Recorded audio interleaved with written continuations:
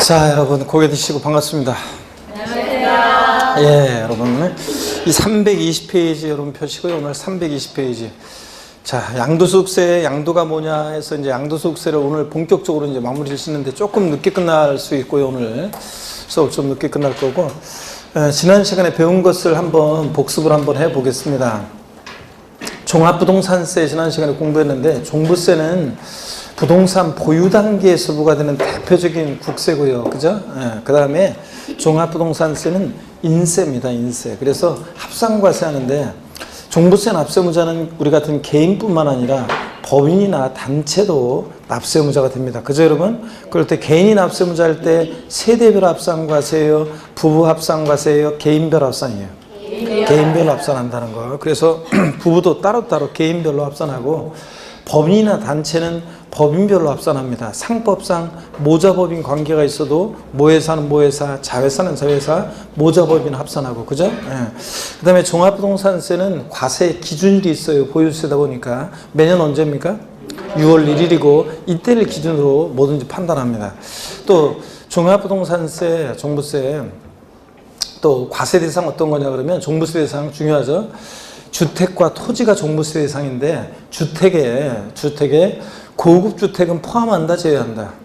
네? 고급 주택은 포함입니다. 고급 주택은 취득세에서만 중과세지, 다른 세금은 일반 주택과 똑같이 취급하니까 재산세에서 고급 주택은 초과 누진세를 주겠죠. 그러니까 종부세 대상이 되고, 그 다음에 별장은 종부세 대상에서 어떻게 한다? 제외하고, 이미 4%로 재산세에서 고율로 과세했는데, 우리가 재산 보유세가 이원화되어 있다고 그랬죠? 일정 가격까지는 재산세로, 일정 가격을 넘는 부분은 종부세로 과세되도록 재산 보유세 이원화되어 있는데, 높은 세율을 체결되어 있는 종부세를 또 부과하면 4% 과세했는데 별장, 또 높은 세율을 체결되어 있는 종부세를 부과하면 너무 가혹하니까 별장은 종부세 대상에서 어떻게 한다? 제외하고, 그 다음에 또요, 토지, 모든 토지인데, 지적공부상 토지뿐만 아니라 사실상의 토지를 포함하는 모든 토지인데, 이 모든 토지를 우리 세 개 유형으로 나눴습니다. 재산세에서 별도합산, 종합합산, 분리대상 토지로. 그럴 때 별도합산, 상가토지 같은 별도합산이나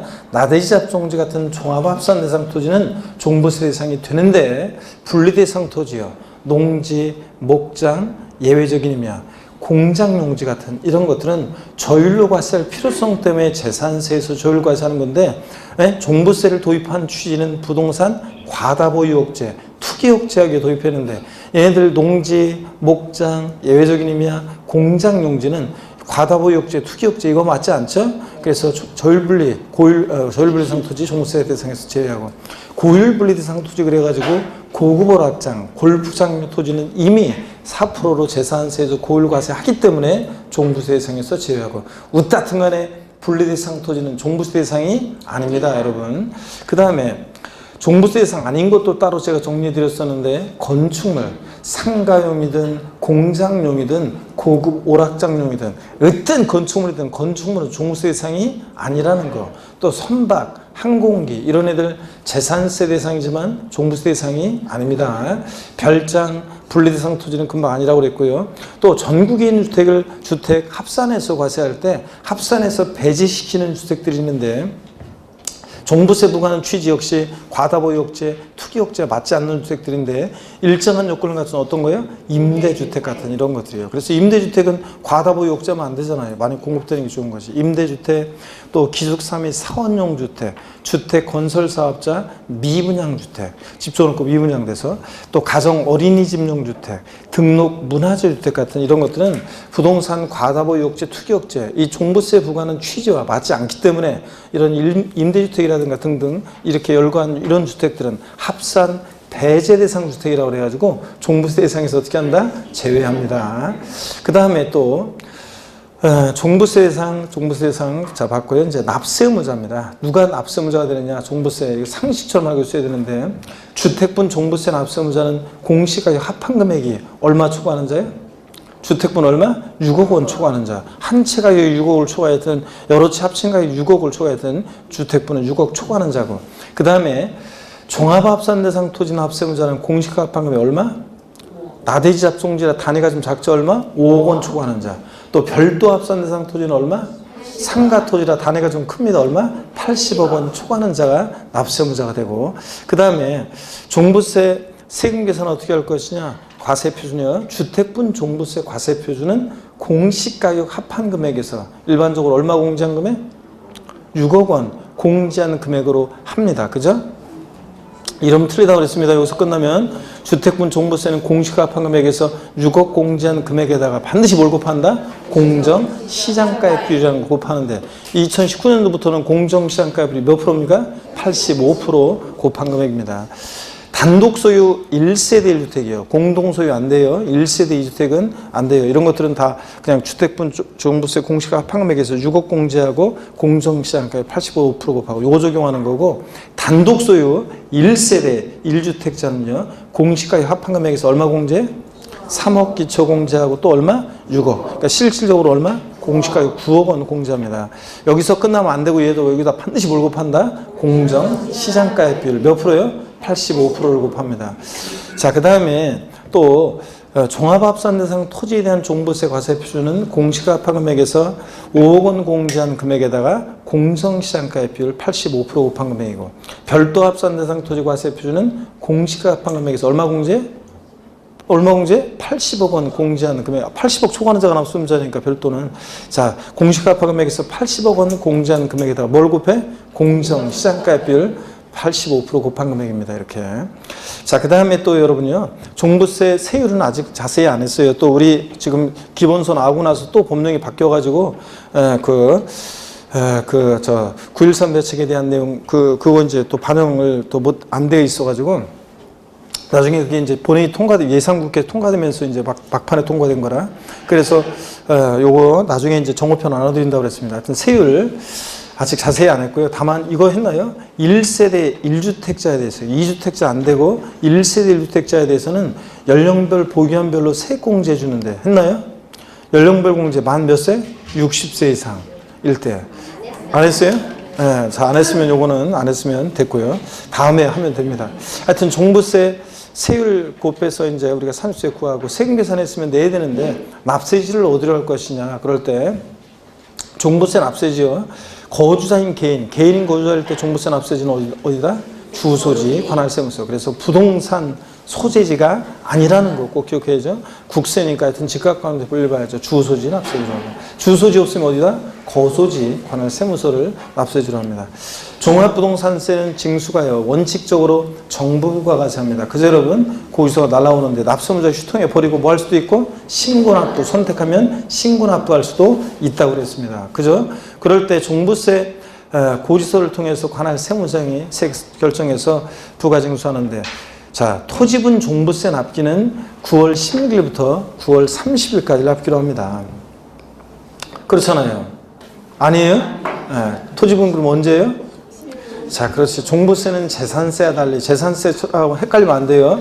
재산세는 과세 대상 종류에 따라 납기가 다르지만 종부세는 무조건 언제다? 12월 1일부터 15일까지입니다. 뭐 주택분 종부세 부가징수할세기 2분의 1은 7월달, 나머지 2분의 1은 9월달 이러면 틀려요. 종부세는 토지분이든 주택분이든 무조건 납기 언제다? 12월 1일부터 15일까지 납기로 한다는 거. 그 다음에 종부세요. 종부세. 예, 신고납부 선택하면, 아닙니다. 일단 그 전에 고지서를 발부할 때 종부세, 납기 개시에 언제까지? 5일 전까지. 재산세나 종부세나 고지서 발부는 납기 개시 며칠 전까지? 5일 전까지 발부합니다. 납기 개시 전까지 그럼 틀려요. 5일 전까지고. 그 다음에 종부세는 원칙은 이렇게 부가과세하는데 고지서가 날라오죠. 납세문자가 고지서 휴통해 버리고 신고납부 선택하면 과세권자의 결정은 없었던 것으로 보는데, 그럴 때 자, 언제까지 신고해야 됩니까? 신고납부 선택해서 신고할 때도 언제까지 신고해야 한다? 12월 1일부터 15일까지 역시 신고해야 합니다. 그 다음에 종합부동산세는 원칙 정부가 과세하니까 가상금에 관한 규정이 적용됩니다. 그죠?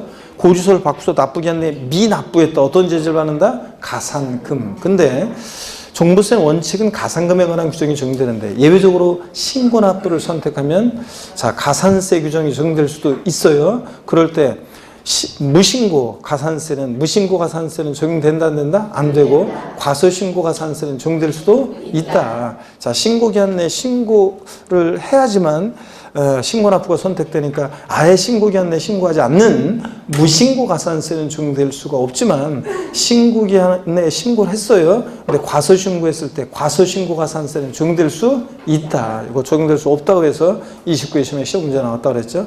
그 다음에 종합부동산세,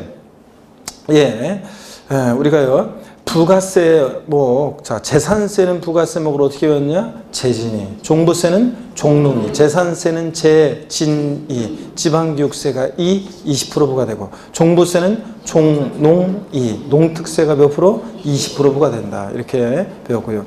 종합부동산세는 납부할세액이 1천만 원 초과하는 경우에 허가받아서 물납할 수 있습니다. 그렇죠? 아니에요? 종부세는 물납 된다 안 된다? 안 됩니다. 아무리 꼬시 넘어가면 안 되고, 국세, 종부세, 양도세는 물납 안 되고, 자, 분할 납부는 되는데 우리 19년도 개정세법 종합부동산세는 납부할세 얼마 초과할 때? 250만 원 초과할 때 분할 납부할 수 있습니다. 재산세는 납부할세 얼마 초과할 때 제가 윙크해달라고 그랬어요? 500만 원 초과. 재산세는 분할 납부 기준금액이 납부할세 500만 원 초과. 종합부동산세는 얼마? 250만 원 초과할 때. 그 다음에 분할 납부 기한이, 재산세는 납부 기한 지나서 언제까지 분할 납부할 수 있다? 2개월 내. 2개월 내. 근데 종합부동산세는 이제 언제?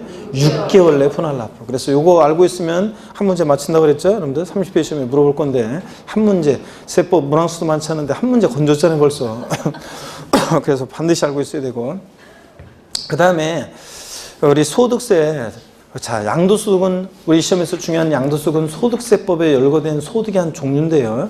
우리 자연인 개인의 소득에는 소득세가 부과되고 법인의 소득은 법인세가 부과됩니다. 그럴 때, 자, 소득세는 개인주의 과세예요. 부부도 따로따로 어떻게 한다? 개인 단위, 개인주의 과세합니다. 그래서 맞벌이 부부 소득세 계산은 어떻게 한다? 따로따로 계산합니다. 부부도. 자, 세대별 합산, 부부 합산하지 않는 게 원칙이고, 개인 단위, 개인주의 과세하는 게 원칙이고요. 그 다음에 소득세 과세 방식을, 소득세법에 열거된 소득의 종류, 종합소득이 6가지, 또 퇴직소득, 양도소득, 이렇게 해서 8가지 소득의 종류 열거해 드린 거 말씀드렸고, 또 우리가 또 뭘 배웠냐면 소득세 과세 방식이요. 우리 소득세 과세 방식은 종합과세.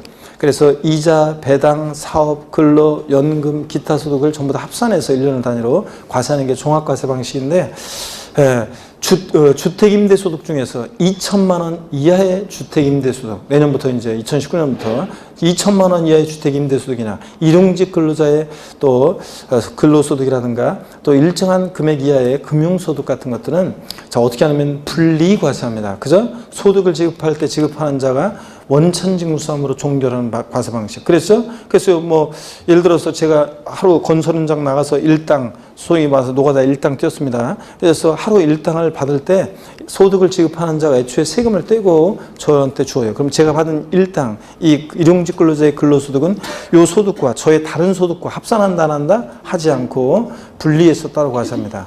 또 여러분들이 은행에다가 뭐 저축 그 입출금 자유로운 그런 데가 계좌에 뭐 돈이 뭐 한 1, 2천만 원 있어요. 그래서 뭐 이자가 예를 들어서 얼마가 붙습니다. 이자 소득을 만약에 발생했어요. 그러면 은행에서 여러분한테 이자 소득을 지급하면서 이자 소득세를 애초에 세금을 원천 징수하죠. 그리고서 여러분이 받은 만 얼마의 이자 소득은, 그 이자 소득은 다른 여러분의 소득과 근로소득이나 사업소득과 합산한다 안 한다? 안 하고 종결하고, 2천만 원 이하의 주택 임대소득 14% 세율을 적용해서 이제 세금을 계산해서 내면 그 2천만 원 이하의 그 주택 임대소득은 여러분의 다른 소득과 합산한다 안 한다? 안 한다. 이게 분리과세고, 우리 시험에서 제일 중요한 양도소득은 어떤 과세 방식을 채택하고 있다? 분류과세 방식, 분류. 그래서 분류과세하니까 양도소득은 종합소득이나 퇴직소득 같은 다른 소득과 합산해서 포함해서 과세해요? 따로 구분해서 과세해요? 구분해서 과세한다. 작년 29회 시험 때 정답 질문으로 나왔었고, 그 다음에요, 또 소득세는 자연인 개인인데 이 개인을 거주자와 비거주자로 나눠서 납세 의무의 범위를 달리한다고 그랬습니다. 그랬죠? 그럴 때 거주자다 그러면 우리나라 국내에 주소가 있다. 그럼 거주자죠? 주소 없더라도 거소가 얼마? 183일 이상 거소 둔 개인을 거주자라고 합니다. 비거주자는 거주자가 아닌 자고, 거주자 그러면 항상 가수 싸이나 BTS의 정국이 또 내가 이제 수업 시간에 또 복습할 때 하려고 어젠가, 아니, 그저께구나. 그저께 제가 BTS 멤버를 딱 봤거든요. 진짜. 진짜 또 안 떠오르네. 영어 이름도 2개나 있었는데. 3글자, 2글자. 영어 이름도 있었고. 지민이도 있었던 것 같은데. 그죠? 이거 이렇다니까 하여튼. 그러니까 여러분, 전화 여러분이나 똑같아. 이렇게 아이돌 그룹은 얼굴도 그렇고, 그 다음에 이름도 그렇고, 막 뒤섞여가지고, 얘가 얘 같고, 얘가 얘 같고, 막 헷갈리고, 이러면서 이름을 분명히 외웠는데, 한 며칠 지나면 또 헷갈린단 말이지. 그리고 6명 중에서 제가 지금 다시 한번 봤더니, 이틀 전에 봤더니 6명 중에서 1명만 처음에 알고 있었잖아요. 정국이만. 그랬다가 이제 지민이까지 알았잖아요. 다음에 또 보면 이제 3명, 4명 알게 되겠죠? 이런 식이죠. 공부라는 거 뭐 이런 거예요. 어차피 똑같아요. 여러분이나 저나.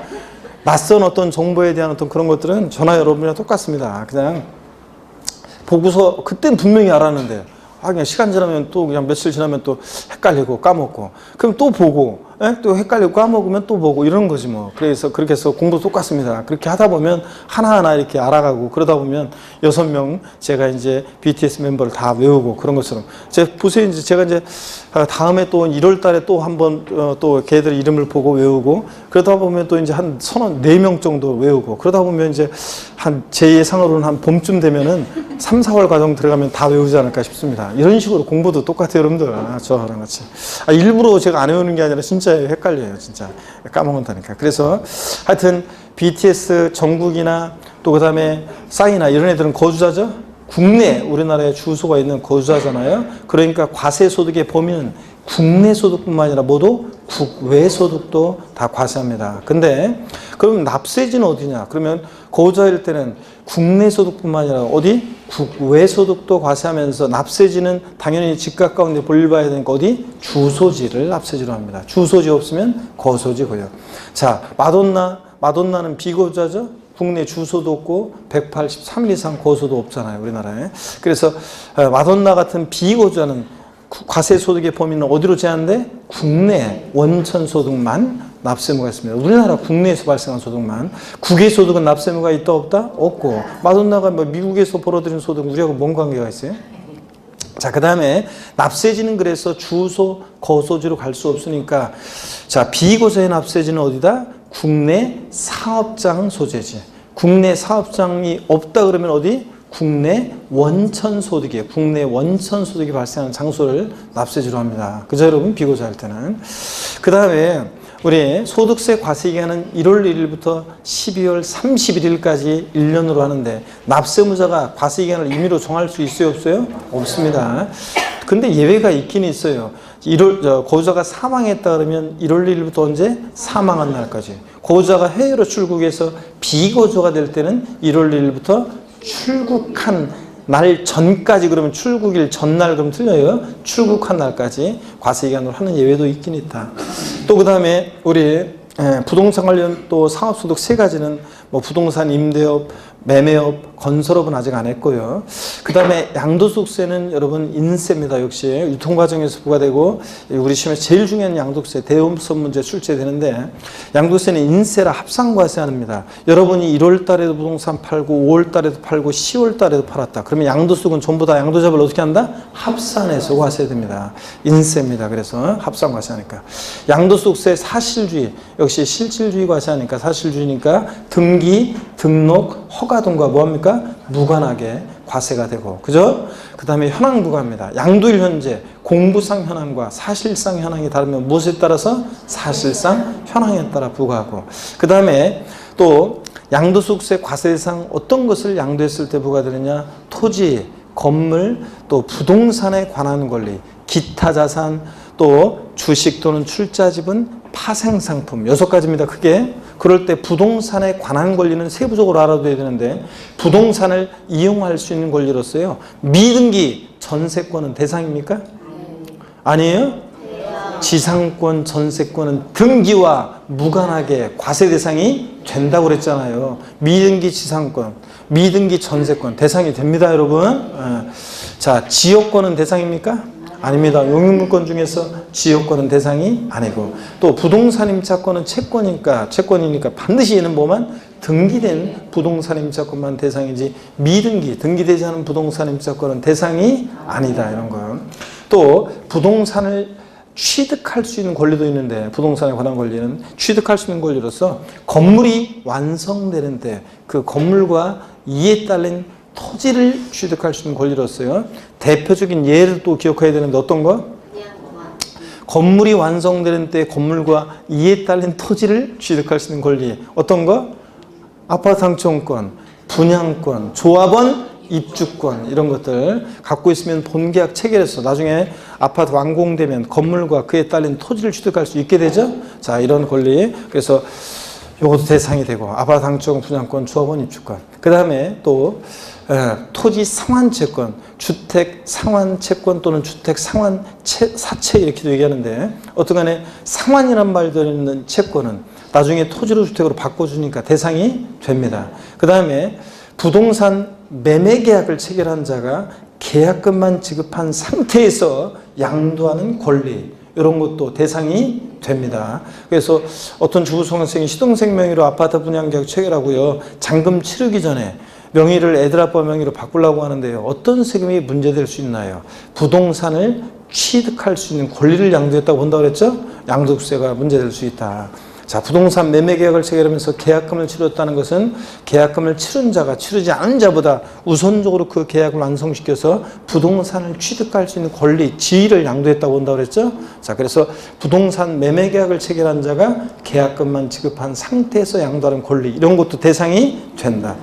기, 타, 자, 산, 글자 그대로 네 가지 종류가 있는데, 기타 싸그리다가 아니라, 자, 제일 중요한 것들은 영업권은 반드시 어떤 거랑 사업용 고정자산과 함께 양도하는 영업권이 대상인데, 사업용 고정자산이 뭔지를 꼭 알아야 돼요. 토지와 함께 양도하는 영업권, 건물과 또는 부동산에 관한 권리와 함께 양도하는 영업권은 대상이 된다. 토지, 건물, 부동산에 관한 권리, 이런 걸 사업용 고정자산이라고 하고, 이런 것과 함께 양도하는 영업권은 대상이 된다. 그 다음에 단독 영업권만 양도하면요, 사업용 고정자산과 분리되어 양도되는 영업권은 대상이 아닙니다. 기타 소득세 대상이고, 또 그 다음에 특정 시설물 이용 및 회원권, 명칭 불문하고 이용권 회원권, 여러분 동네에 있는 헬스클럽 회원권 대상이 된다 안 된다? 된다고 그랬습니다. 명칭 불문하고. 그래서 골프 회원권, 콘도미니엄 회원권, 헬스클럽 회원권 등등 명칭 불문하고 이용권 회원권은 대상이 됩니다. 자, 또요 여러분요, 회원권적 성격이 들어있는 주식도 포함해서 대상이 된다. 이 주식을 보유함으로 인해서 회원들이 누릴 수 있는 지위를 누리게 될 때 그런 주식도 대상이 된다 그랬습니다. 자, 등등 이런 거. 그리고 기타 자산에는 일정한 요건을 갖춘 특정한 법인 주식 두 가지가 더 있지만, 이런 애들 아직 자세히 안 배웠습니다. 기타 자산에 해당하는 주식을 제외한 특정 법인 주식 등을 제외하고 주식 또는 출자 지분 대상인데, 주권 상장 법인 주식은 원칙적으로는 대상이 아닙니다. 예외적으로만 대상이 되는데, 어떤 경우에? 대주주가 양도하거나 또는 뭐 할 때? 장외거래, 증권시장을 통하지 않고 장외거래할 때만 주권 상장 법인 주식 대상입니다. 대주가 양도하거나 엔드가 아니라 또는 장외거래할 때만 대상이고, 그래서 여러분이 주식 거래할 때 소액주주가 증권시장을 통하여 양도하는 주권 상장 법인 주식은 대상이다 아니다? 아니고, 주권 비상장 법인 주식은 무조건 대상이 된다. 대주주가 양도하든 소액주가 양도하든 주권 비상장 법인 주식은. 또 그 다음에 파생상품 있죠? 코스피 200 선물 옵션에 해당하는 일정한 금융상품, 파생상품도 대상이 된다. 얘는 제목만 아시면 되고요. 자, 이렇게 해서 이런 것들을 지난 시간에 우리가 공부했습니다. 여러분 고개를 드시고, 우리가 크리스마스 딱 일주일 후가 신정이잖아요 원래, 그죠? 새해 첫날인데 1월 1일. 그러다 보니까 항상 저는 크리스마스 이렇게 딱 지나잖아요. 크리스마스 딱 지나. 어렸을 때는 크리스마스가 막 기다려지고 막 그랬었는데, 크리스마스가 되면 막 굉장히 기분이 좋아지고 막 그랬잖아요. 그리고 막 어릴 때는 막 또 좀 커서도 그렇고 친구들하고 놀러 다니느라고 정신없고 막 그랬는데, 광란의 밤을, 원래 성탄절은 그러면 안 되는데 막 신나게 놀고 막 그랬었잖아요. 그런데 어떻게 하다 보니까 그냥 일하면서 그냥 뭐 바쁘게 막 지나다 보니까 저 같은 경우는 성탄절인지도 그냥 마음으로만 좀 생각하고 그냥 지나가 버렸네요.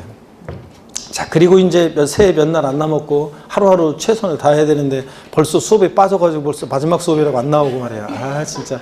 그래서 새 이제 또 이제 하여튼 새로운 다짐들을 이제 하겠지만 여러분들 항상 우리가 그 첫 마음을 변하면 안 되는데 이 첫 마음이 변한단 말이죠. 자, 320페이지 그까지 최선을 다했어요. 320페이지 제2절 양도의 개념 및 형태입니다. 자, 제가 과세대상과 양도의 유형 30회 시험에 나온다고 그랬어요? 안 나온다고 그랬어요? 나온다고 그랬죠? 나올 가능성이 높다고 그랬습니다. 잘 보셔야 되고, 먼저요, 양도소득세 양도가 뭐냐, 이걸 좀 소개해 드립니다. 여러분. 양도소득세는 양도에 불과한 세금이잖아요. 그러니까 양도라는 게 도대체 뭐냐, 이걸 알아야 되는데, 여러분 보면, 양도소득세 양도라는 것은 한마디로 양도소득세 양도가 뭐냐, 누가 물어본다면 여러분한테 사실상 유상 대가를 받고 사실상 유상 이전이다 이렇게 얘기하시면 됩니다. 여러분 누가 여러분한테 양도세 양도가 뭐냐 물어보면 뭐라고 대답하신다? 사실상 유상 이전이다. 예. 자, 그러면 사실상 유상 이전이요. 이게 무슨 말이냐 그러면 여기 봅니다. 등기 등록과요. 등기 등록과 자, 등기 등록과 무관하게 과세가 됩니다. 양도소득세는 등기 등록과 무관하게 과세가 돼요. 그래서 여러분요, 잔금, 자, 등기 소유권 이전 등기 안 했어도 잔금 받았다 그러면 양도했다고 봅니다. 그래서 양도소득세는 등기 등록을 과세의 조건으로 하지 않습니다. 양도소득세 양도라 하면 민법 등 관계법령에 따른 등기를 이행한 경우에 하나한다. O, X요? X입니다. 등기와 무관하게 과세가 되고요. 사실상 이전만 하면 되고. 또 사실상 이전해야지 형식적인 이전이요. 형식적인 이전은 양도가 아닙니다. 사실상 이전해야지 형식적 이전은 양도가 아니다. 자, 그래서 무슨 얘기냐면 형식적 이전의 대표적인 예를 하나 들어드리면요. 양도 담보 목적으로 이전인데요. 여러분들이 민법에서 양도 담보 배웠나요? 아직 안 배웠을 것 같은데 여러분 양도소득세 양도가 뭐냐 그럴 때 일단 여러분 양도 담보요. 민법에서 여러분들이 양도 담보가 이제 나중에 뭔지 배우게 돼요. 뭐 광의 양도 담보, 협의 양도 담보, 매도 담보 이런 것들 배우게 되는데 양도 담보 그러면 제가 공부했을 때는요. 학교 다닐 때는 저는 재봉틀 판례로 공부했는데 1960년대, 70년대 어떤 어머니가요, 재봉틀을 굴려가지고요, 한 집안의 가게를 꾸려나가고 있어요. 돈을 벌어서 그거로 이제 생계를 꾸려나가고 있는데, 돈이 갑자기 필요해서요, 이 재봉틀을 담보로 이제 채권자로부터 돈을 빌립니다. 요즘 같으면 재봉틀을 담보로 돈을 두고 안 빌려주겠죠? 그럴 거 아니에요. 근데, 예전에 이제 재봉틀이 이제 그 어느 정도 가치가 있었을 때 그 재봉틀을 담보로 채권자로부터 돈을 빌리는데 이 어머니가 있죠. 채무자가 여전히 이 재봉틀을 사용 수익 굴려요. 그래서 수익이 발생하면 자기가 갖습니다. 다만 채권자한테는요. 변제가 돼서 돈을 못 갚으면 이 재봉틀 네 마음대로 알아서 해라. 처분권을 이전합니다. 이런 게 양도담보 계획이에요. 자, 등기 형식은 소유권 이전인데요. 실질은요. 담보 목적으로 이전. 그러니까 사실상 이전이 아닌데요. 자, 어떤 얘기인지 한번 보겠습니다. 갑이라는 사람이 있고 어리는데 갑이 자신의 어떤 자산을 담보로 해서 을로부터 금전을 대여받아요. 돈을 빌려요. 자, 그러면 대여금 채권에 대한 얘는 채무자고 그 다음에 얘는 채권자입니다. 자, 그러면 우리가요, 이 갑이 이 자산에 대해서 행사하고 있는 소유권 내용을 한번 볼게요. 참고적으로 소유권을 한번 보는데, 소유권은 이렇게 되어 있는데, 여러분, 소유권이라는 하나의 권리는요, 요 내용은 이제 우리 세법과는 관계없지만, 참고적으로 보세요. 소유권이라는 하나의 권리는 이걸 사용할 수 있는 사용 권한이요. 그 다음에 수익할 수 있는 수익 권한, 그 다음에 처분할 수 있는 처분 권한, 권능 이렇게 해가지고 소유권이라는 하나의 권리는 세 개의 권능, 권한으로 이루어졌다. 이렇게 이제 민법을 배우기도 하는데 여러분 보세요. 양도담보 계약은 이런 거예요. 사용 수익은 여전히 누가 하냐면요. 채무자가 해요. 근데 변제에 대해서 돈을 못 갚으면 네 마음대로 알아서라. 처분권은 채권자에게로 이전해요. 그러니까 여러분 보세요. 이 채무자에서 채권자로 양도 담보 목적으로 이전은요. 자, 형식적 이전이에요. 사실상 이전이 아니지. 왜냐하면 여전히 채무자가 사용 수익하잖아요. 그래서 등기 형식만 소유권 이전이지 실질은 담보 이전이기 때문에 사실상 이전한 게 아니기 때문에 양도에 해당하잖아요. 근데 다만요. 변제기가 돼가지고 채무자가 돈을 갚으면 자, 문제가 없는데 문제는 이제 돈을 채무자가 안 갚아요. 변제기에. 그래서 채권자가 이것을 제3자에게 있죠. 제3자에게 매각을 합니다. 자, 팔아가지고 자기 채권에 만족을 얻어요, 을은. 자, 이랬을 때 제3자에게 매각이 됐을 때 채무, 불이행 등의 사유로 제3자에게 매각이 된다? 이때는 양도에 해당합니다, 여러분. 자, 그래서 요거 알고 있는지 28회 시험에서 정답 지문으로 물어봤었는데 결론만 알면 돼요. 양도 담보 목적으로 이전은요, 형식적 이전이기 때문에, 사실상 이전이 아니기 때문에 양도 담보 목적으로 이전은 요거는 이제 양도에 해당하지 않습니다. 그런데 다만 양도에 해당하지 않는데 다만 채무 불이행 등의 사유로 인해서 변제 충당이요. 이따 또 나와요. 매각할 때는 양도에 해당합니다. 완전히 대가받고 넘어가는 거니까. 자, 그 다음에 양도소득세 또 봅니다, 여러분. 양도세는 사실상 유상이전이에요. 반드시 대가를 받고 이전해야지 무상이전은 양도가 아닙니다. 양도소득세는 반드시 대가를 받고 이전해야지 무상이전은 양도에 해당하지 않는다는 거죠. 자, 그래서 여러분 결론이요.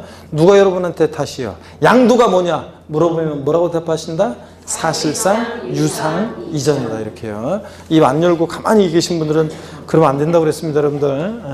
자꾸 수업 시간에 외워야지. 자, 그 다음에 교재를 한번 보시면 320페이지입니다. 320페이지 양도의 개념 및 형태에서 1. 양도의 개념이요. 양도의 정의를 봅니다. 양도란 자산에 대한 미출입니다. 양도란 자산에 대한 등기 등록과 관계없이 미출이에요. 그리고 제가 읽어볼게요. 매도, 교환, 법인에 대한 현물 출자 등으로 인해서 또 미출입니다. 그 자산이 유상으로 이전되는 것 미출이에요. 자, 요거 미출금 것을 한마디로 더 줄이면 우리 양도세 양도는 뭐라고 한다? 사실상 유상 이전이다 이렇게요. 양가로 2번 유상 이전의 의미요. 과세상 자산이 대가를 받고 이전되는 유상 이전에 하며 밑줄은 여기입니다. 무상 이전의 경우는 어떻게 한다? 제외한다. 반드시. 자, 그래서 나중에 이제 판례와 소득세법 통칙 같은 내용들이 나와서 그 낯설은 게 나왔어요. 이게 양도에 해당하느냐 안 하느냐 골라야 되는데 낯설다 그럴 때 다른 거 없어요. 직접적인 이 재산을 이전하면서 직접적인 대가를 받고 이전하면 양도고요. 대가 없이 이전하면 양도가 아닙니다. 자, 무상이전 제외되고 유상이전이 법률행위에 의한 것이든 법률행위에 의하지 않은 것이든 불문하고요. 즉 유상이전의 형태는 불문한다. 양가로 3번 사실상 이전의 의미야. 민법상 물권 변동의 요건인 등기와는 관계없다. 즉 소득세법에서는 실질과세원칙에 따라 소유권 이전 등기 등록과 같은 형식적 요건에 관계없이 과세상물이 사실상 이전되는 경우에 양도로 본다. 여러분요, 민법 을 배우시게 되면 이제 세법하고 충돌하는 것들이 조금 있는데 민법하고 세법에서 이제 민법 배운 내용하고 세법하고 배운 내용하고 충돌하는 경우가 있어요. 어떤 것들이 충돌하냐면 민법은 성립요건주의를 취하기 때문에 등기해야지 성립하고 등기해야지만 대항이 돼요. 대항을 할 수 있고. 근데 우리 세법은 실질과세원칙이 적용되기 때문에 특히 부동산 세법은 그렇기 때문에 등기, 등록과 무관하게 과세가 됩니다. 왜냐하면 실질과세원칙 적용되니까 자, 우리 세법은 부동산 세법은 어떻게 한다? 등기, 등록과 무관하게 과세가 됩니다. 그래서 여러분 자, 그러므로 양도소득세가 과세되는 것에 여기 밑줄입니다. 등기, 등록은 과세 조건이 아니다 밑줄이에요. 자, 그래서 자, 결론 양도세 양도는 사실상 유상 이전이다 그 얘기고요. 이 양도의 형태입니다. 양도에 해당하는 것과 양도로 보는 경우와 보지 않는 경우가 이제 쭉 나오는데요. 먼저 양도로 보는 경우요. 이해하면서 여러분들이 쭉 그냥 자, 이해한 다음에는 제목만 줄줄이 깨고 계시면 돼요. 먼저 동그라미 1번 매도입니다. 민법상 매매의 경우에는 매도인의 측면에서 말하는 것으로 매도인이 약정된 재산권을 매수인에게 이전하고요. 매수인이 그 대금을 지급하게 된다. 그러니까 거래대금 받고 이전하니까 사실상 유상이전으로서 매도는 양도소득세 양도에 해당하는 가장 일반적인 형태고요. 자, 교환보입니다. 당사자 쌍방이 금전 이외 재산권을 상호 이전할 것을 약정하며 성립하는 낙성분류식 계약이라고 민법에 배우죠. 자, 여기 밑줄입니다. 양도세 대상 자산을 상호 교환한 경우 이를 각각 여기 밑줄이요. 각각 양도로 보아 쌍방 모두 양도세가 과세될 수 있다. 자, 그래서 교환은 여러분 보세요. 우리가 교환 같은 거 한번 볼게요. 교환은 갑이라는 사람과 을이라는 사람이 갑 소유의 A 건물, 을 소유의 B 토지 서로 동등가치로 맞바꾼다 그러면 보세요. 갑은 자신 소유의 A 건물을 을에게 사실상 이전합니다. 대가를 받아야 되는데 을로부터 B 토지를 받잖아요. 그래서 갑은 B 토지를 대가로 받고 A 건물을 사실상 유상이전이죠. 그래서 양도에 해당하고. 그 다음에 을 입장에서 보면 자신의 B 토지를 사실상 이전하는데 갑의 A 건물을 대가로 받고 이전하니까 사실상 유상이전으로서 B 토지 이전은 양도에 해당합니다. 그죠 여러분? 그 다음에 취득세에서도 배웠었는데 갑은 자신 소유의 A 건물을 을에게 대가로 주고 을로부터 B 토지를 유상승계 취득하고요. 을 입장에서 보면 자신의 B 토지를 대가로 주고 갑의 A 건물을 유상승계 취득하고요. 그래서 교환은 거래 양당사자 모두에게 양도소득세와 취득세가 과세일 수 있다. 이게 특징입니다. 교환. 결론만 알아두시고 이해하셨으면 동그라미 3번 법인의 현물출자입니다. 동그라미 기억본 보니까요. 회사의 설립 또는 신주 발행 시에 금전 이외 양도소득세 대상물을 법인에 현물로 제공하고요. 주식 또는 출자 지분을 대가로 받아요. 그러니까 주식이나 출자 지분을 대가로 받고 자 소유권 이전하니까 사실상 유상이전으로와 양도세가 과세됩니다. 이해하셨으면 일단 제목만 기억하시면 되는데요. 법인의 현물 출자도 양도에 해당한다 여러분. 자 보세요. 갑이라는 출자자가 있습니다. 출자자가 있고요. 설립회사가 있습니다. 주식 대금을 납입하고 주식을 인수하면 문제가 아닌데 갑이 부동산으로 현물로 출자해요. 부동산의 소유권을 이전하고 대가를 받아야 되는데 신주를 배정받잖아요. 주식이나 출자 지분을 대가로 받고 이전하니까 갑의 이 법인의 현물 출자는 양도에 해당합니다. 취득세에서 보면 보세요. 입장에서 보면 설립회사는 주식이라는 대가를 주고 갑의 부동산을 유상승계에 취득합니다. 그래서 법인의 현물 출자 역시 취득세도 부과될 수 있고 뭐예요? 양도소득세도 양도에 해당한다는 거. 자, 그 다음에 나머지 내용들은 나중에 볼 거고요. 넘어와서 321페이지입니다. 321페이지 동그라미 4번 대물변제입니다. 민법에서 여러분들이 이제 대물변제를 좀 배워야지 이해가 좋은데요. 쉬운데요. 일단 한번 설명드려볼게요. 채무자가 부담하고 있는 본래급부에 가름하여 이건 줄 긋지 마세요. 민법 얘기니까. 채무자가 부담하고 있는 본래급부에 가름하여 다른 급부를 함으로써 채권을 소멸시키는 채권자와 채무자 사이의 계약이다 그랬는데 이게 대물변제가 어떤 건지 좀 소개를 해드릴게요. 여러분들 여기 봅니다. 대물변제는 물건으로 대신해서 변제하는데 여러분이 민법에 배워요. 가름하여 변제하느냐 관하여 변제하느냐를 배우는데 우리 세법은 가름하여 변제하는 건데 어떤 얘기인지 한번 볼게요. 대물변제.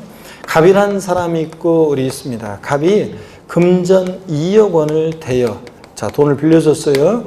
대여금 채권에 대한 얘는 채권자고요. 그 다음에 얘는 채무자입니다. 그랬을 때요.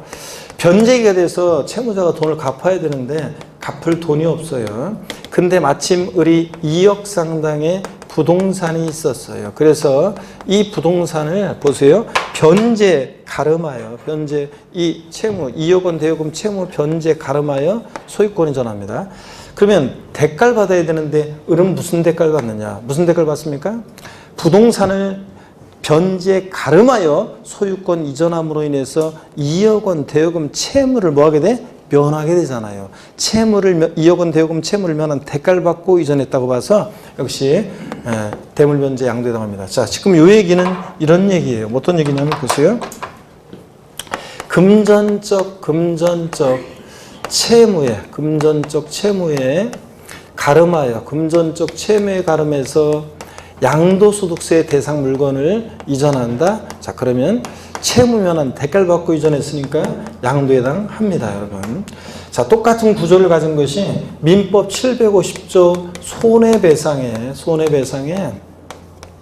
위자료 지급에 가름해서요. 위자료 지급에 가름해서 양도소득세 대상 물건을 이전했다. 그러면 위자료 지급 채무를 면하는 대가를 받고 이전했다고 봐서 역시 양도에 해당한다고 봅니다. 또 똑같은 구조를 가진 것이 이혼할 때 있죠? 이혼할 때 이혼의 위자료 지급에 가름해서 양도세 대상 물건을 이전하면 역시 위자료 지급 채무를 면한 대가를 받고 이전했다고 보는데 예를 한번 들어볼게요, 여러분들. 갑이라는 사람과 을이라는 사람인데 갑이요 자, 이혼하면서 보세요, 여러분. 옛날에는 주로 결혼 파탄의 책임이 남자들한테 있고 위자료를 주더라도 남자가 여자한테 주로 위자료를 줬었는데 요즘은 여건이 신장하고 경제적 능력이 있는 여자들이 많다 보니까 어떤 여자가 이혼하면서 전 남편한테 있죠? 위자료를 주는데 부동산으로 위자료를 줍니다. 부동산으로. 자, 그래서 부동산 위자료를 주면서 이거 먹고 떨어져. 그러면서 위자료를 주면서요. 네. 부동산 소유권 이전했습니다. 그러면 무슨 대가를 받았냐? 갑은 위자료 지급 채무를 면하게 되는 채무를 면하게 되는 대가를 받았다고 봐서 역시 양도당합니다. 그래서 여러분 이혼할 때는 양도소득세 대상 물건으로 위자료를 주면 안 된다. 왜? 위자료 주는 것만 해도 지금 헤어지는 판에 억울해 죽겠는데 세금까지 내야 됩니다. 그러니까 이혼할 때는 양도소득세 대상 물건으로 위자료를 주면 안 된다. 근데요. 실제로는 이혼의 위자료로 이거 먹고 떨어져 그러면서 준다 할지라도 세금을 면할 수 있는 방법이 있긴 있습니다. 자, 그 방법, 세금을 면할 수 있는 방법 지금 알려드릴까요? 다음 주에 알려드릴까요? 네? 작년에는 제가 나중에 알려드렸던 건데 3, 4월 달에 알려드렸던 건데 올해는 이게 또 양도로 보는 경우 보지 않는 경우가 중요하기 때문에 좋습니다. 그러면 오늘 뒤늦게 그러면 오늘은 그래도 늦게 안 알려주자고 지금 한번 알려줘 볼게요. 그러면 자 보세요. 이혼의 위자료 지급에 그러면 이전은 양도에 해당하는데 단 제3분할로 인한 이전이 있죠. 이혼 당사자 일방이 행사하는 제3분할 청구권 행사로 인한 제3분할로 인한 이전 요것은 양도에 해당하지 않습니다. 여러분. 자, 무슨 얘기냐면 부부가 혼인 후에 형성한 재산은 있죠. 부부 공동소유 재산으로 봅니다. 부부가 재산 형성에 안팎으로 기여했다 봐가지고요. 사실 여러분 이제 우리가 보면 진짜 이제 돈 있는 사람들은 결혼 전에 있잖아요. 결혼 전에 결혼하면서 다 부부 재산 계약을 맺어요. 자, 그래서 나중에 내가 원래 결혼 전부터 갖고 있던 재산이 나중에 이혼할 때 제3분할 대상에서 제외시키기 위해서 다 부부 재산 계약 맺습니다. 제가 주말에 이제 저희 부모님 댁에 가서 저녁 먹을 때 보면 저녁 먹고 나서 보면 이렇게 주말 드라마 요즘 하는데 도란인가 하여튼 뭐 그래가지고 유희가 나오는데 최순희가 아빠로 나오는데 보니까 뭐 살인을 해가지고 감옥에 갔다 왔죠. 뭐 그래가지고 이제 현재는 자기 시댁의 운전기사고 막 그렇더라고요. 하여튼 얘는 보세요. 출생의 비밀도 불완전해. 가진 거 아무것도 없어. 그런데 준재벌집 뭐 하나 부족할 것도 없는 준재벌집 아들이 얘한테 적극적으로 대시해가지고 오히려 그래서 결혼하죠. 반대를 무릅쓰고. 자, 근데 여러분요. 실제 같으면 현실 같으면 일어날 수 없는 일이죠. 거의 일어날 수 없어요. 그런 집의 애들이 자, 아무것도 없는 여자하고 결혼을 안 합니다. 요즘 애들은. 요즘 사람들이 돈 많은 사람들일수록 자기 재산 물려받고 지키고 그러기 위해서 원래 결혼 안 해요. 애들이 뭐 괜히 드라마니까 그냥 그런 가능한 일이지 현실에서는 일어나지 않는데 만약에 일어났다 그래도 다 부부재산 계약 맺습니다. 그래가지고 제3분할 대상에서 제외시키기 위해서. 그래서 대부분 다 있는 사람들은 다 그렇게 합니다. 근데 평범한 서민들은 뭐 그런 게 어디 있어요. 일단 둘이 비슷비슷한 사람 이렇게 만나가지고 자, 혼인 후에 형성한 재산은 부부 공동소유 재산으로 보는데요. 주부상생 여러분요. 여러분 명의로 돼 있는 재산이 하나도 없고 그랬다 할지라도 좋을 거 없어요. 이혼할 때 여러분이 제3분할 청구권 행사하면 판사가요, 한 40% 정도, 여러분이 집에서 가사노동만, 소득공헌전만 했어도 40% 정도 제3분할 인정해 줍니다. 왜 40%를 인정해 주냐고요? 집에서 놀기만 했는데도요? 자, 놀기만 한 게 아니지. 여러분요. 여러분 신랑이 바깥에서 사업하거나 직장 다녀서 돈을 벌었습니다. 지 혼자 잘나서 돈 벌고 나가서 사업하고 무슨 직장 다니는 거예요? 아니잖아. 여러분의 빛나는 내조와 헌신에 힘입어가지고 지가 돈 번 거지. 그러니까 판사가 여러분의 헌신과 그런 노고를 다 인정해 준단 말이에요. 몇 프로 정도는 40% 정도는 집에 놀았어도요. 너 말이 헛나갔다. 논 게 아니라 가사노동만 했어도 40% 정도를 인정해 줍니다. 그런 거예요. 그러니까 여러분 보세요. 이혼 당사자 일방이 제3분할 청구권 행사예요. 그러면 원래 자기 것을 자기가 찾아간 거예요. 원래 자기 몫을 자기가 찾아간 거예요. 자, 그러니까 을이 제3분할 청구권 행사 원래 자기 것 자기가 찾아간 거예요. 그러니까 갑은 대가 받고 준 것도 아니고요. 그 다음에 을은 공짜로 받은 거 아니에요. 내 거 원래 내 거 찾아온 거지. 그러니까 자, 양도소득세나 증여세가 부과되지 않습니다. 자, 그래서 실제로는 이혼의 위자료로 이전했다 할지라도 취득 원인을 뭐로 기재하면 된다고요? 재산 분할로 인한 이전으로 하게 되면 그러면 자 세금을 면할 수 있다는 얘기입니다. 물론 취득세는 내야 돼요. 취득세는 내야 되지만 무거운 양도소득세나 증여세가 과세되지 않습니다. 이런 것들. 또 조세 물납도 뒤에 나오지만 이제 조세 물납 같은 것도 조세 물납도 대물 변제 구조예요. 여러분 우리가 재산세를 물납합니다. 그럼 저의 부동산의 소유권이 지자체로 사실상 이전합니다. 대가를 받아야 되는데 무슨 대가를 받느냐? 자, 부동산을 물납함으로 인해서 조세 채무를 뭐하게 돼? 면하게 되잖아요. 조세 채무를 면한 대가를 받고 이전했다고 봐서 조세 물납도 대물 변제로서 양도해당합니다. 그래서 요거는 시험에 다 나왔던 것들입니다. 또 나올 수 있는 것들이 판례와 통칙 내용으로서 대물 변제로서 양도에 해당하는 경우들 반드시 여러분들이 알고 계셔야 되는 내용입니다. 자, 그러면 계속 이어서 볼게요, 여러분들. 자, 꼭 알아둬야 되고 교재 321페이지 봅니다. 필기 이따 하시고요. 321페이지 보시니까 상단에 동그라미 4번 대물 변제에서 보충 내용 봅니다. 대물 변제 유형이요. 1번 대물 변제로 소유권 이전 등기해 주는 경우, 금전적 채무에 가름해서 부동산 등의 권리를 이전하는 경우 채무 면한 대가를 받고 이전하니까 양도해당합니다. 체크고 밑줄이고. 2번도 이혼 당사자 일방이 위자료 지급에 가름해서 양도소득세 대상물의 소유권을 이전하는 경우 역시 자 위자료 지급 채무를 면하는 대가를 받고 이전하니까 양도해당하고. 3번 손해배상에 있어서 당사자 간의 합의에 하거나 법원의 확정 판결에 의해서 일정의 위자료를 지급하기로 하고 동위자료 지급에 가름해서요. 여기부터 밑입니다. 위자료 지급에 가름해서 당사자 일방이 소유하고 있던 부동산으로 대물 변제한 때는 그 자산을 양도한 것으로 본다. 역시요. 그래서 2번, 3번 여기 다 체크합니다. 동그라미 5번 공용 수용입니다. 수용도요. 읽어보면 그거예요. 수용도 토지 소유자가 있고 수용권자가 있어요. 그러면 토지 소유자가 수용권자한테 토지 소유권을 사실상 이전하는데 보상금 받고 이전하잖아요. 그러니까 역시 수용도 읽어보면 그 얘기예요. 사실상 유상이전입니다. 보상금 받고 이전이니까. 수용도 강제적으로 매매가 이루어져도 양도해당합니다. 제가 예전에 강의할 때 어떤 수강생이 한 명 있었는데 키가요. 키가 1m 90 정도 되고 등치가 그냥 제 얼굴도 제 2배, 등발도 제 2배, 주먹도 2배, 엄청 큰 수강생 있죠? 지축을 일면서 돌아다니는 것 같아요. 돌아다닐 때 막 이렇게 돌아다니는데 제가 잠깐 쉬겠습니다 하고서 이제 쉬려고 하는데 앞에서 뭘 보고 있는데 저 뒤에 서 있죠? 딱 이렇게 걸어오더니 딱 걸어오더니 제 앞에 딱 와가지고 교수님 잠깐 저 좀 보시죠. 딱 그러다고요. 그래서 제가 그래. 그래서 앞에 앞장서 딱 나가고 저는 가는 데 있죠? 바깥에 나가더니 저한테 담배를 주면서 교수님 담배 한 피시네. 그러면서 아이고 막 이럴 수가 있냐고 하면서 막 흥분하고 막 이러면서 뭐라고 주술주술 막 얘기하면서 뭘 꺼내서 보여주는데 뭔 얘기냐면 충청북도 진천 어딘가요?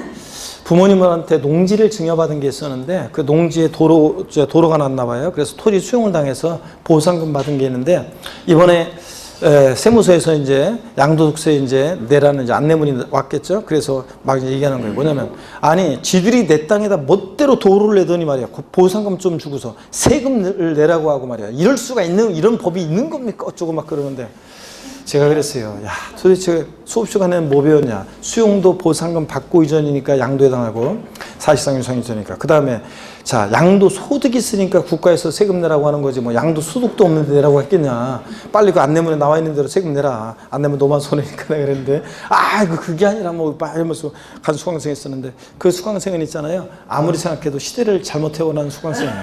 삼국시대 때 태어났으면 그냥 칼 한 자로 쥐어주면 바로 출세. 바로 출세하는 건데 힘 안 들이고 진짜 머리 쓰려고 하는 세상에 머리를 써야 되는 세상에 태어나가지고 수용도 양도해당합니다.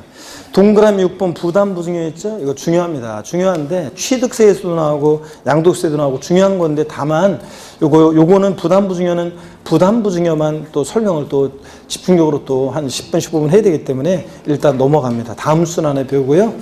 322페이지 여러분 봅니다. 322페이지 동그라미 7번 있죠? 경매, 공매, 자 밑줄입니다. 일단은요. 동그라미 기억번 이미 공매 또는 경매 절차에 의하여 부동산에 대한 경락 허가 일정이 확정되고 그 대금이 완납된 것이라면 양도세 대상인 양도에 해당한다. 무슨 얘기냐면 공매 대금, 경락 대금을 받고 이전하기 때문에 공매나 경매도 양도에 해당합니다. 강제로 매매 이래서도. 동그라미 니은번은 시험에 27회, 28회 두 번 나왔던 건데 요 니은번은 민법적인 지식을 조금 여러분이 쌓고 오면 나중에 알려드릴게요. 니은번은. 기억번 오늘 제목만 기억합니다. 공매, 경매, 양도에 해당한다는 거. 어떤 주부 수강생이 제가 이 부분을 강의했더니요. 어떤 주부 수강생이 저를 찾아왔어요. 교수님, 제 친구 얘기인데도 좀 물어봐도 될까요? 네, 괜찮아요. 네. 아니 제 친구 얘기인데도 괜찮아요? 괜찮아요. 저 친구 얘기인데도 물어봐요. 아니 제 친구가 그러면 아까 수업 시간에 얘기한 거예요. 제 친구가 그러면 사업이 안 돼가지고요. 집이 경매 넘어가려고 하는데 그런 때도 양도세가 과세일 수 있다는 얘기인가요? 그럴 수 있지. 아니 사업이 망했는데도요. 아 그럴 수 있지. 공매대금 경락대금 받고 이전이니까. 하면서 걸어간 수강생이 있었는데 여러분 봅니다. 제가 그 수강생을 불러가지고 그 수강생을 다시 불렀어요, 여러분들. 그래서 다시 불러가지고, 공매나 경매, 우리가 지금 배우고 있는 것은 사실상 유상 이전이냐 아니냐, 양도에 해당하느냐 안 하느냐만 배우는 거지, 실제 양도소득세가 과세되느냐 안 되느냐는 변론이다. 예를 들어서, 자, 1억 원에 취득한 건데, 요게 만약에, 요게 1억 원에 취득한 건데, 경락된 가격이, 그 공매, 1억 원에 취득했는데 경락된 가격이 예를 들어서 7천만 원이다. 자, 그러면 마이너스 3천이죠? 그러니까 양도세는 내야 안 내요? 안 내겠지. 자, 그런 것처럼 실제 양도소득세가 과세되느냐 안 되느냐는 변론이고 우리는 양도에 해당하느냐 안 하느냐만 판단하는 건데 공매, 경매도 공매대금, 경락대금 받고 이전이니까 사실상 유상 이전으로서 양도에 해당한다. 요거만 알면 된다고 그랬습니다. 자, 그 다음에 동그라미 8번 조세 물납이요. 물납은 조세 채무에 대해서 금전이 아닌 부동산으로 납부하는 것으로 대물 변제로 보아 양도에 해당한다. 그래서요. 자, 물납도 아까 얘기했죠. 조세 채무를 면하는 대가를 받고 이전하니까 양도에 해당한다. 제목만 기억하면 됩니다. 이거. 그 다음에 나머지 기타 양도로 보는 경우 나중에 배우고요. 양가로 2번 양도로 보지 않는 경우입니다. 이제. 자, 양도, 시간이 이렇게 됐네. 잠깐 쉬었다가 양도로 보지 않는 경우 또 그 다음에 이런 등등 양도 및 취득 시기 또 등등 나머지 내용들을 계속 보겠습니다. 잠깐 쉬겠습니다.